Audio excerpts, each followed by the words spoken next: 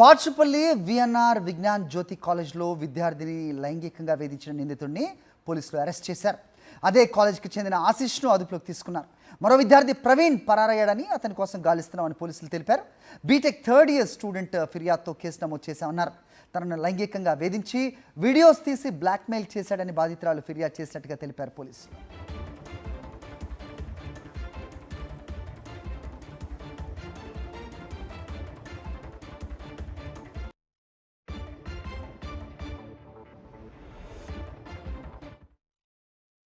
ఫిబ్రవరి రోజు మనకు విక్టిమ్ వాళ్ళ మదర్ కంప్లైంట్ ఇవ్వడం జరిగింది.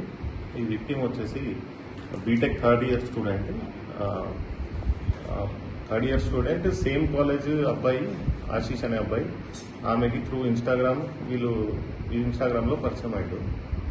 వీళ్ళు ఇద్దరు వచ్చేసి డిఫరెంట్ బ్రాంచ్, సివిల్ బ్రాంచ్ ఒకరు, మెకానికల్ బ్రాంచ్ ఒకరు.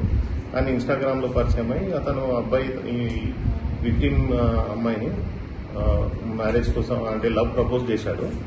లవ్ ప్రపోజ్ చేసిన తర్వాత ఆమెని ఫోర్స్ఫుల్గా ఒకసారి క్లాస్ రూమ్లోనే సెక్షువల్ ఇంటర్ కోర్స్ గురించి ఫోర్స్ చేసినట్టు కంప్లైంట్ ఇవ్వడం జరిగింది.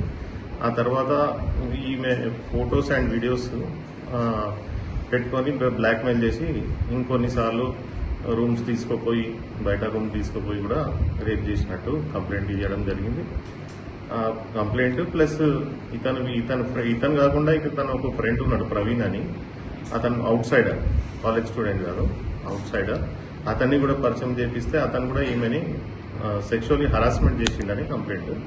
ఆ కంప్లైంట్ బేసింగ్ మీద మనం ఒక కేసు రిజిస్టర్ చేసినాం. రేపు criminal intimidation and sexual harassment కింద మనం ఒక కేసు రిజిస్టర్ చేసి ఇన్వెస్టిగేట్ చేస్తున్నామండి. ప్రెజెంట్ అయితే మనం అక్యూజ్డ్ A1ని మన కస్టడీలో ఉన్నాడు, తను కోర్టులో ప్రొడ్యూస్ చేస్తున్నాం.